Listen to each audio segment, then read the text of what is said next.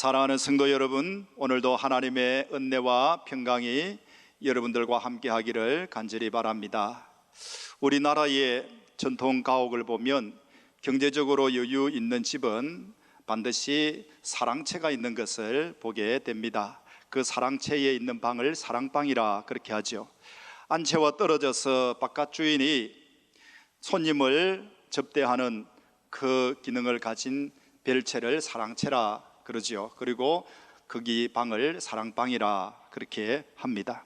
안채에 있는 안주인을 보호하는 그런 의미도 있지만 사랑방의 기능은 손님을 접대하는 그런 기능이다, 그렇게 볼 수가 있습니다. 손님을 환대하는 문화를 우리가 잘 볼 수 있습니다. 저는 어릴 때에 저희 집이 별채는 아니지만 기역자로 크게 지어가지고 사랑방이 있었습니다. 거의 기역자라서 따로 별채같이 그렇게 된 방이었는데, 어릴 때 할아버지하고 그 방에서 자던 기억이 있습니다. 저희 정조부가 그 집을 지었고 그 방에 계셨고 할아버지가 그 방에 계셨습니다. 할아버지가 손자들에 대해서 별 다정스럽지는 않았지만 손자들을 워낙 좋아해서 같이 자기도 했습니다. 그런데 좋은 기억을 가지고 있는 것은 할아버지하고 잤다 하는 것보다는 그 사랑방이 우리가 어릴 때에 놀던 놀이터였기 때문에 그렇습니다. 그냥 마구잡이로 뛰어놀던 곳, 그곳이 사랑방이었습니다. 손님이 오면 그 방에서 주무시고 또 식사도 따로 밥상을 해서 그곳에서 대접하고 하던 모습을 보았습니다. 그래서 어릴 때 고향집을 생각하면 그 사랑방이 늘 기억이 되곤 합니다. 좋은 기억을 가지고 있습니다. 그런데 저희 집은 큰 부자는 아니었지만 폭삭 망하고 말았습니다. 손님을 잘 접대하면 집안이 좀 잘 되는 것이 보통 원리인데 그냥 집이 다 망해버리고 말았습니다. 제가 생각하기에는 잘 되는 원리를 우리 집이 몰랐던 것 같아요. 그래서 망하고 말았죠. 선대 때에 세운 그 집안의 살림을 그냥 쓸데없는 데 낭비하고 흥청망청 쓰고 또 퍼먹고 퍼마시고 하다 보니까 그냥 살림이 다 날아가 버리게 된 것입니다. 그런데 집은 망했지만 그 가운데서도 저는 좋은 것을 얻었다 하는 그런 생각이 있습니다. 제가 많이 가지고 있지 않지만 남에게, 다른 사람에게 뭔가를 줄 때에 그렇게 아까워하면서 손을 바들바들 떨지 않는 그 마음을 그 사랑방에서 얻은 것 같습니다. 우리 할아버지에게서 얻었다, 그런 생각이 들기도 합니다. 그런데 지금까지 제가 누군가에게 주면 도리어 하나님께서는 그것보다 훨씬 많은 것으로 채우시고 갚아 주시는 것을 늘 경험을 하고 삽니다. 사람을 진심으로 환대하면 여러분 반드시 좋은 것으로 채워질 줄 믿습니다. 사람을 외모로 판단하지 말아야 하는데요, 사람을 외모로 잘못 대했다가 아주 좋은 것을 놓쳐버린 유명한 일화가 있습니다. 미국 서부의 캘리포니아주 샌프란시스코 근처에 가면은 스탠퍼드 대학이 있습니다. 이 대학은 1885년도에 세워졌는데 지금 학생 수가 대학원생 연구원들이 포함해가지고 약 16,000명 정도 된다고 합니다. 그리고 이 대학은 노벨상을 80명 이상 받은 그런 노벨상 수상자를 배출한 대학입니다. 그런데 이 대학이 세워질 때에 유명한 일화가 있습니다. 지금은요 아주 유명한 대학이고 하버드라든지 동부 쪽에 있는 예일대학교라든지 이런 대학들하고 거의 우수하기도 하고 견주기도 하는 그런 대학인데, 이 대학이 세워질 때에 이런 이야기가 있습니다. 어느 노부부가 남루한 차림으로 하버드 대학교 총장을 찾아갔답니다. 그 대학에 기부를 하려고 찾아갔는데 총장을 좀 만나게 해달라고 갔습니다.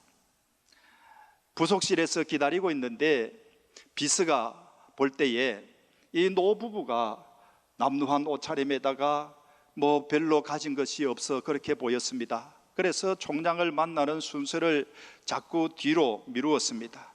중간에 끼워 넣었겠죠. 다른 사람을 끼워 넣어 먼저 만나게 하고 했습니다. 그래도 나중에 결국 총장을 만나게 됩니다. 총장이요, 그 두 부부를 보면서 좀 무시하는 눈길을 보내면서 거드름을 피우기 시작합니다. 그 부부에게 이렇게 이야기를 합니다. 우리 대학은 큰 건물 하나를 짓는데 750만 달러 이상 듭니다. 당신들은 얼마나 기부를 하겠습니까? 그렇게 물었습니다. 당신들은 돈이 없어 보이는데 750만 달러, 그 당시 1880년도니까요 아주 옛날이지 않습니까? 그 750만 달러면 상당한 큰 돈입니다. 그런데 그 정도 돈이 드는데 당신들은 얼마나 기부할 수 있냐고 그렇게 묻습니다. 아주 무시하는 듯한 그런 소리로 그렇게 묻는데, 그 노부부의 부인이 자기 남편에게 이렇게 이야기합니다. 여보, 겨우 750만 달러 정도로 건물을 한 동 짓는다면 죽은 아들을 위해서 대학교 전체를 하나 우리가 지을 수도 있겠군요. 여보, 나갑시다. 그리고 그 자리를 떠났다는 거예요. 이 노부부는 철도 사업을 해가지고 큰 부자가 된 사람입니다. 아들이 어려서 죽어서 그 유산을 대학교에다가 기부를 하려고 이 하버드 대학교를 찾았었는데, 그 대학의 직원이나 총장이나 하는 태도를 보고 그냥 그 마음을 거두어 버렸다는 것입니다. 그리고는 자신들의 이름을 따서 캘리포니아 그 주에 스탠포드 대학을 세웠다는 거예요. 그런데 그 지금 스탠포드 대학은 하버드를 능가하기도 하고 많은 그런 학생들이, 아주 훌륭한 인재들이 배출되는 그런 유명한 대학이 되었습니다. 우리가 잘 아는 성경 이야기죠. 아브라함이 어느 날 자기 집 맞은편에 낯선 사람 세 사람이 서 있는 것을 보았습니다. 틀림없이 자기 집에 찾아온 손님이었습니다. 그래서 달려나가서 그 사람들을 맞아 드립니다. 그리고는 우리 집에서 음식도 잡수시고 쉬었다 가라고 그랬습니다. 하인들에게 송아지를 잡아주면서 요리를 하라 그러고 떡을 만들라고 해서 그분들을 극진히 대접을 했습니다.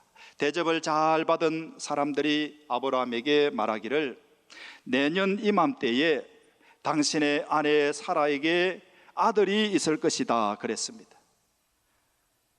아브라함의 아내 사라는요, 결혼한 지 오래되었고 늙었지만도 아들이 없었습니다. 간절히 기다리다가 이제 포기를 한 사람이었죠. 그런데 내년 이맘때에 아들을 낳을 것이라고 그렇게 말하는 겁니다. 그런데 여러분, 실제로 나중에 아들을 낳게 됩니다. 이것을 히브리서 저자는 이렇게 기록하고 있습니다. 히브리서 13장 2절 말씀에 손님 대접하기를 잊지 말라. 이로써 부지 중에 천사들을 대접한 이들이 있었느니라 그랬습니다. 아브라함이 대접한 그 사람들은 하나님의 천사였습니다. 그런데 여러분, 은혜를 잊어버리고 도리어 은혜를 원수로 갚다가 망한 사람도 있습니다. 성경에 그런 사람도 나옵니다. 사무엘상 25장에 보면 나발이라고 하는 사람이 나오는데요, 바로 그 사람입니다.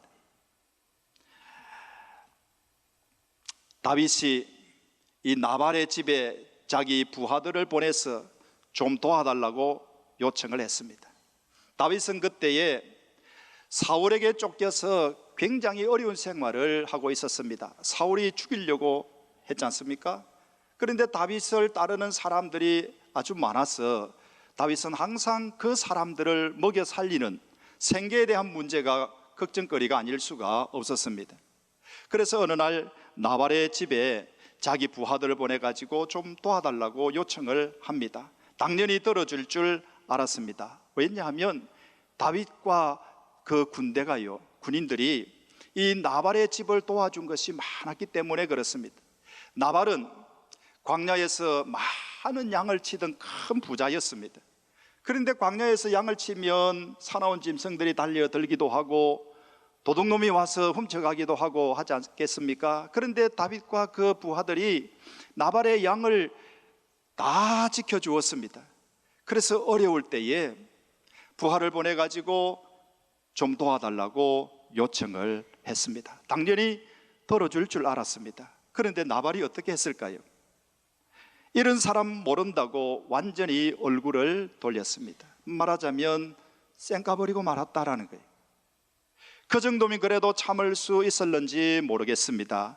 다윗에게 감사하는 마음은 아예 걷어버리고요, 다윗을 조롱하고 무시하고 욕을 하기까지도 했습니다. 그 부하가 와가지고 그대로 보고를 하는 거예요. 다윗이 굉장히 화가 났습니다. 분노했습니다. 그래서 자기 부하들에게 무장을 시켜서 그 나발의 집을 도륙을 내려고 출발을 했습니다.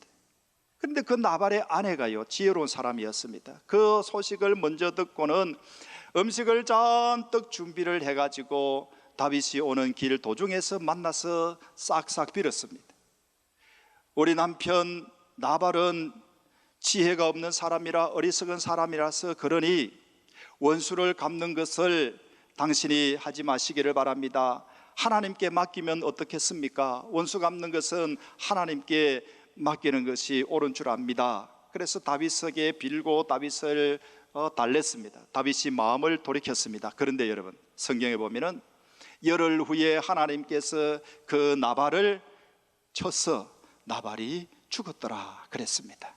은혜를 갚는 것이 지금 당장 내게 손해가 되고 힘이 든다 해가지고 그 은혜를 그렇게 외면하면 결국에는 덕이 되지 않습니다. 오히려 사람도 하나님도 그런 것을 기뻐하지 않습니다. 여러분, 은혜를 잊어버리면 위기를 자초한다라는 거죠.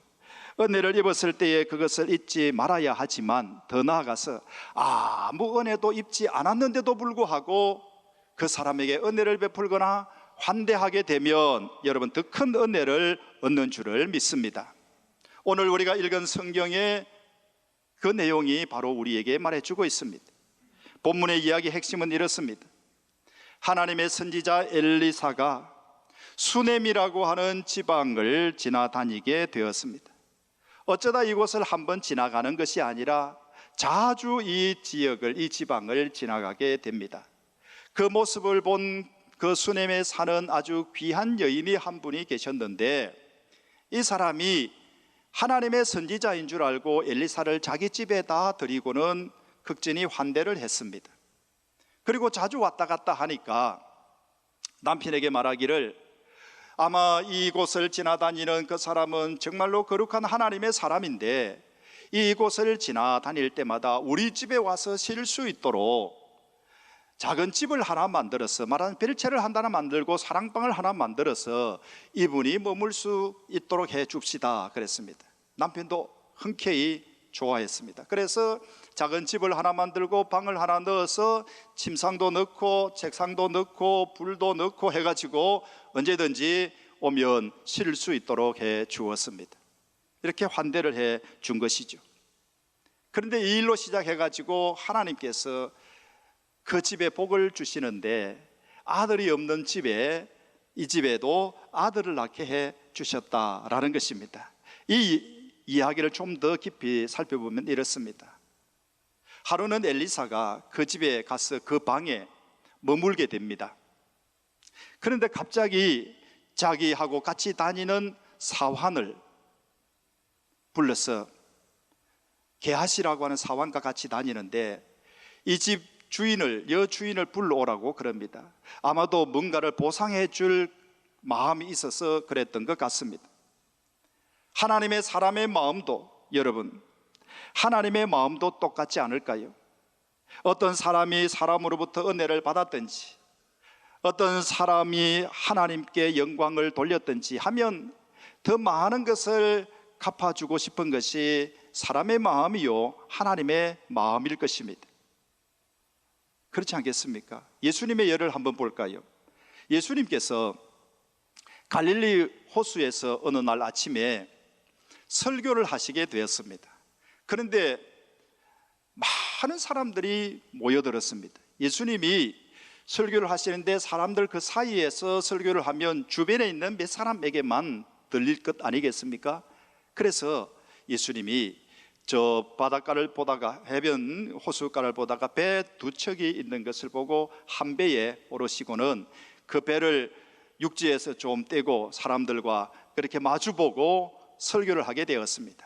지금 제가 여러분들을 보고 설교하고 있는 것처럼 이렇게 좀 떨어져서 설교를 했지요. 설교를 다 마쳤습니다. 그 배 주인에게 예수님이 큰 값을 치루어 주었습니다. 그 배 주인은 베드로였습니다. 예수님께서 베드로에게 말씀하시기를 저 깊은 곳에 가서 그물을 내려서 고기를 잡으라 그랬습니다. 그때 베드로가 뭘 하고 있었냐면요, 지난 밤에 내 그물을 던져서 고기를 잡으려고 했지만 한 마리도 못 잡고 빈 그물을 씻고 있었습니다. 오늘 밤에 다시 고기를 잡으려고 그렇게 그물을 준비하고 있었겠죠. 그런데 예수님께서 그 베드로에게 깊은 곳에 가서 그물을 내리고 고기를 잡으라 그랬습니다.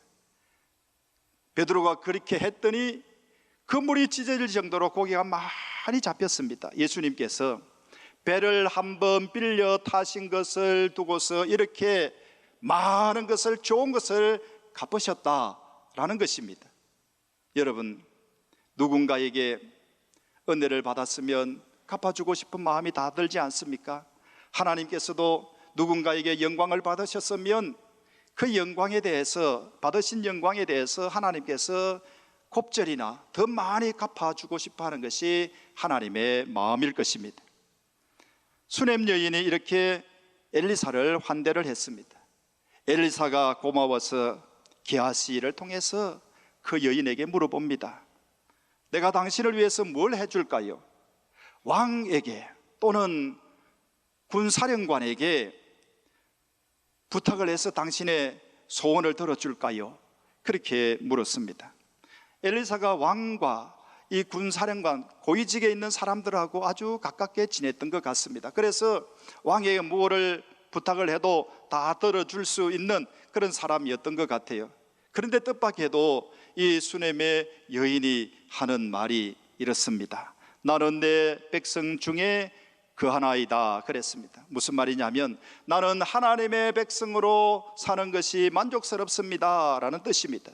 내 동네 사람들과 우리 이웃 주민들과 함께 하나님을 섬기고 사는 것, 이것보다 더 바랄 것이 없었고 청탁할 것이 없습니다 라는 것입니다. 여러분, 보통 사람들 같으면 원하는 것들이 있어서 이것도 좀 해주시고 저것도 좀 해주시고 그런 부탁을 막 하지 않겠습니까?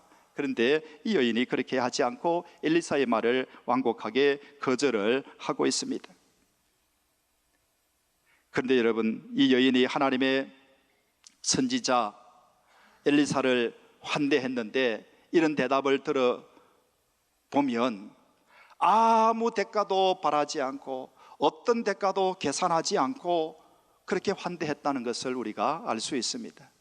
그런 이 수넴의 여인에게 여러분, 하나님께서 어떤 마음을 가지실까요? 하나님의 선지자 엘리사는 어떤 마음을 가지실까요?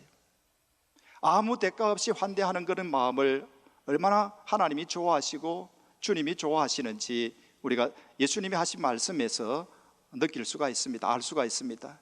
누가복음 14장 12절부터 14절 말씀해 보면 예수님께서 이렇게 말씀하신 것이 있습니다. 내가 전심이나 저녁이나 베풀거든 벗이나 형제나 친척이나 부한 이웃을 청하지 말라. 두렵건대 그 사람들이 너를 도로 청하여 내게 갚음이 될까 하노라. 잔치를 베풀거든 차라리 가난한 자들과 몸 불편한 자들과 저는 자들과 맹인들을 청하라. 그리하면 그들이 갚을 것이 없으므로 내게 복이 되리니 이는 의인들의 부활 시에 내가 갚음을 받겠음이라 그랬습니다. 아무 대가를 계산하지 않고 대갚을 것이 없는 사람일지라도 그 사람에게 선을 베풀고 환대하게 되면 하나님이 갚아주신다라는 뜻입니다. 엘리사의 그 물음에 대해서 여인이 거절하자 엘리사가 자기 사환 게하시에게 묻습니다. 아니, 그러면은 저 사람을 위해서 내가 뭘 해줘야 되지 하고 물었습니다. 그러자 게하시가 이 집에는요 남편이 늙었고 아들이 없습니다 그러는 거예요. 그래서 엘리사가 다시 그 여인을 불러오라 그럽니다. 그리고는 불러왔을 때 그 여인에게 이렇게 이야기합니다. 내년 이맘때에 한 해가 지나고 나면 당신이 아들을 낳을 것이요 그랬습니다. 그러자 이 여인이 이렇게 이야기합니다. 아닙니다. 하나님의 사람이여 이 계집종을 속이지 마십시오. 이건 겸손한 태도의 표시입니다. 그런데 여러분, 과연 1년이 지나고 나자 이 여인이 아들을 낳았다라는 것입니다. 아무 대가를 계산하지 않고 사람을 환대했더니, 하나님의 선지자를 환대했더니 하나님께서 더 큰 은혜를 갚아 주신 것입니다. 저와 우리 부목사님들이 재작년 23년 11월 달에 교육자 워크숍을 거제 아주 좋은 교회의 선교관에서 했습니다.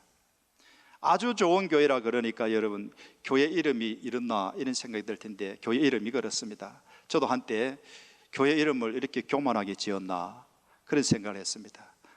그 교회만 아주 좋은 교회인지. 그런데 그 교회에 있는 지역이 아주라고 하는 지역명이었습니다. 거제 아주동에 있습니다. 그래서 아주 좋은 교회인데요, 그런데 그 교회에 선교관이 있습니다. 그 선교관에서 1박 2일로 워크숍을 한 적이 있습니다. 재작년에 했습니다. 그런데 이 선교관은 젊은 부부 집사님이 자기 건물에 14평짜리 3칸을 숙소로 만들어서 교회에 내놓은 선교관이었습니다. 교회가 전적으로 운영을 해도 운영비는 이 부부가 전적으로 다 되고 교회는 그냥 운영만 했습니다. 하룻밤 자고 일어나니까 티켓이 한 장씩 있어요. 다음날 아침을 밑에 식당에서 내려와서 그냥 드십시오, 티켓을 하나씩 놔뒀더라고요. 누구나 와서 그곳에 자게 되면 그 다음날 아침 식사를 그 식당에서 무료로 하게 됩니다. 콩으로 만든 음식을 하는 식당이었는데요, 아주 맛도 좋았습니다. 여러분, 선교사님들이요 잠시라도 귀국을 하게 되면 어디 머물 곳이 마땅치 않습니다. 그래서 그런 분들을 위해 가지고 이 선교관을 젊은 부부가 자기 집 건물의 3층에다가 숙소를 만들어서 내놓고 교회로 보고 운영하게 하고 운영비를 다 대고 있었습니다. 올해 우리 총회 선교 70주년 대회가 크게 경주에서 있었습니다. 세계 각지에 있는 선교사님들이 일시에 귀국을 하니까 어떤 교회들은 선교관도 있고 선교사들을 맞을 그런 또 방들도 좀 준비해서 제공을 하기도 하지만 많이 모자랐습니다. 우리 교회에 오셔서 설교를 하셨던 선교사님 최강석 선교사님 부부와 그리고 필리핀 현지 교회 성도를 지난번에 우리가 봤습니다. 우리 교회 오셔가지고 예배 인도도 하고 간증도 하셨지요. 그분들을 며칠 머물 수 있도록 제가 그 선교관을 연결을 해서 그렇게 머물도록 해 주었습니다. 이 선교관을 보면서, 이 젊은 부부를 보면서, 그 식당을 보면서 하나님께서는 어떻게 여기실까? 주님께서는 어떻게 여기실까? 이런 생각을 많이 하게 되었습니다. 얼마나 기뻐하실까? 사람들이 와서 머물다 가면서도 큰 기쁨을 가지는데, 그래서 이 집을 위해서 기도해야 되겠다고 하는 그런 생각을 많이 하는데, 하나님께서, 주님께서 얼마나 좋아하실까? 이런 생각을 하게 되었죠. 그런데 들어보니까 그 식당이 음식도 참 맛이 있더라고요. 굉장히 잘 되고 있답니다. 하나님께서 더 큰 것으로, 더 많은 것으로 갚아주고 싶은 그런 생각이 들지 않겠습니까? 하나님께서 큰 은혜를 베푸신 줄 압니다. 자기 것을 아무 대가를 바라지 않고 선교사를 환대하고 손님들을 환대하는 그 마음을 가졌을 때에 하나님께서, 주님께서 더 큰 은혜를 얻게 하시고 그들에게 갚아 주신다고 믿습니다. 사랑하는 성도 여러분, 우리에게도, 저와 여러분에게도 다른 사람을 환대하는, 손님을 환대하는 그런 섬김의 마음이 있기를 바랍니다. 그리고 하나님께서 그 섬김에 더 큰 은혜를 부어주시기를 예수님의 이름으로 축원합니다.